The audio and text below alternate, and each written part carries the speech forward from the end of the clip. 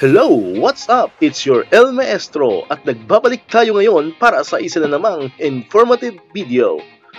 Bago tayo magsimula ay nais ko muna kayong batiin ng isang magandang araw. Kung bago ka lang sa aking channel, huwag mong kakalimutang mag-like, mag-comment, mag-share, at mag-subscribe sa aking YouTube channel at hit mo na rin ang notification bell para updated kayo sa aking mga video. Ang video natin ngayon mga kamaestro ay tungkol sa self-monitoring tool as stated in Debit Order No. 31 Series of 2020. Ano nga ba ang self-monitoring tool? Aalamin din natin kung kailangan nga ba ito at kung gaano ba ito kahalaga. At syempre kung paano ito sasagutan. So wag na nating patagalin pa. Tara, umpisahan na natin.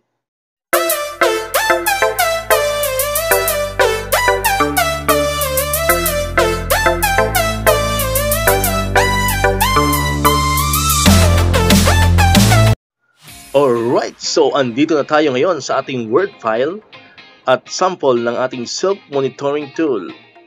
Ang template po natin ay galing mismo sa Debit Order No. 31 Series 2020 Annex E. Ito po ay nilipat ko sa Word file para mas madali po ninyong ma-edit. At sa mga gusto po ng soft copy, pakitapos po ang ating video at mamaya sasabihin ko sa inyo kung paano nyo makukuha ang free soft copy natin. Okay, so nakalagay po dito, Annex E Self-Monitoring Tool. Below is a sample of self-monitoring tool that teachers can use to both record evidences of learning and to give feedback to the learners and their parents. Teachers must consider the needs of the learners and modify this sample tool accordingly. For instance, the portion on parents' feedback may be removed for older learners, example for those in senior high school. Accomplishment of self-monitoring tool is not mandatory but is highly recommended to be accomplished to keep track of the academic progress of learners. Okay, so yan, so ito pong part na to, no, mga kamaestro, itong part na to, hindi ko lang yan dyan inalis kasi andyan kasi yung parang background natin, parang explanation about the self-monitoring tool, kaya hindi ko siya inalis, no, pero pag na-download nyo na po itong soft copy natin, ay pwede nyo po siyang i-delete, no, tanggalin nyo siya, and then dito nyo na po ilalagay sa part na to yung logo ng school nyo or yung letterhead ng inyong school. Okay.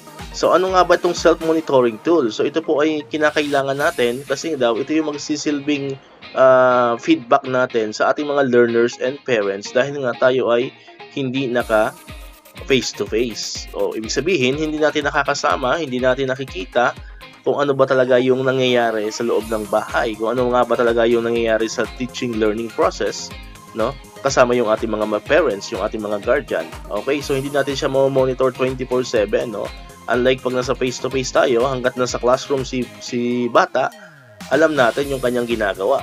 Okay, so dito dahil tayo ay nasa distance learning, lalong-lalo na po, no, yung mga nag-modular distance learning or nasa MDL, so sa tingin ko mas kailangan po ito. Although sabi niya, nakalagay dyan, this is not mandatory. So ito hindi naman tayo required na gawin ito, but nakalagay dyan, highly recommended, no, highly recommended to be accomplished daw para matrack natin yung academic progress ng mga learners. Kasi dito natin malalaman kung ano bang mga lesson, ano bang mga competencies yung mga nahihirapan sila. Same with the parents kasi alam naman natin ang mga parents ay hindi naman lahat alam nila yung lesson, lalo na yung mga nasa higher grade na. So, syempre mahihirapan sila. At least magkakaroon tayo ng idea kung alin ba yung mga lesson, mga topics na kailangan natin i-closely monitor yung ating mga bata para sila ay mas matulungan natin para sa kanilang pagkatuto. Okay, so nakalagay din dito, this tool can be modified.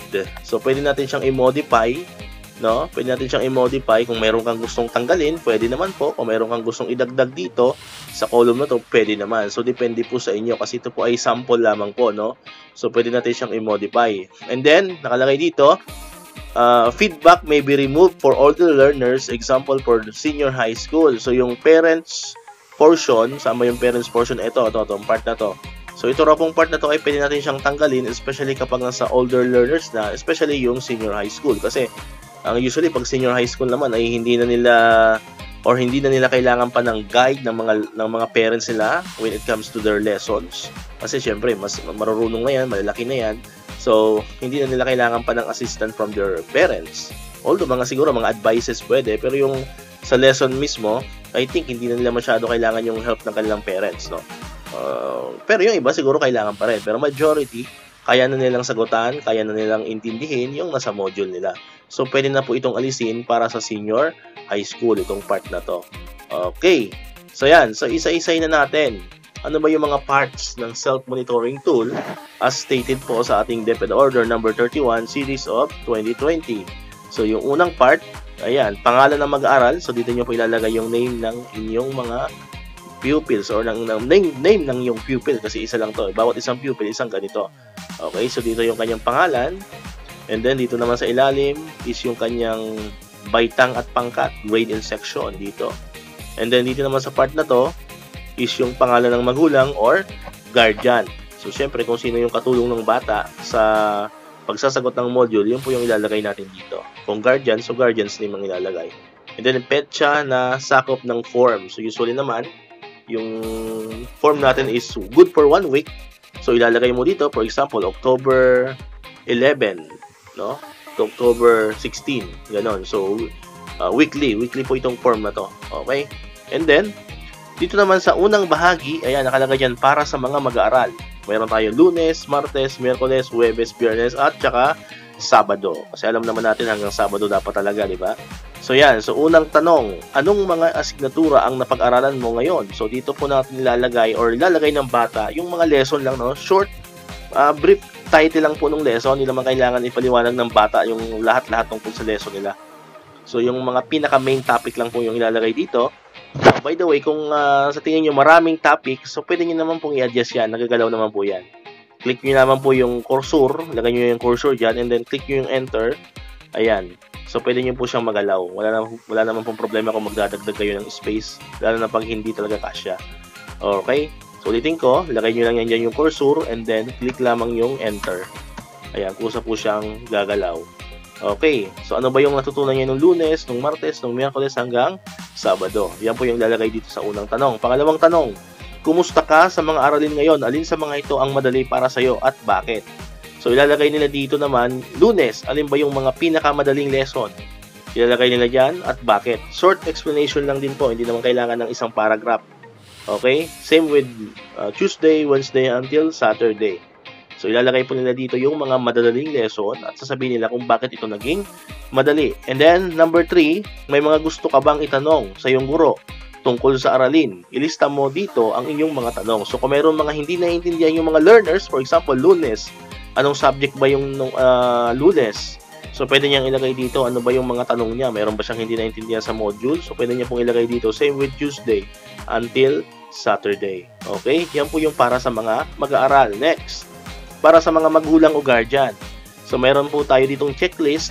Ayan, nakalagay dito. Unang tanong, nagawa mo na ba or nagawa ba ng inyong anak ang kanyang mga gawain sa paaralan ngayong araw? Unang checklist, nagawa ng mag-isa. Pangalawang checklist, nagawa ng bata na may tulong ng iba. At pangatlo, di nagawa. So, checkan lamang po ng parents yan or ng guardian. Hanggang Friday, para pareho lamang po yan. Okay? Ulitin ko, pag una, nagawa ng bata na mag-isa, ibig sabihin wala siyang katulong.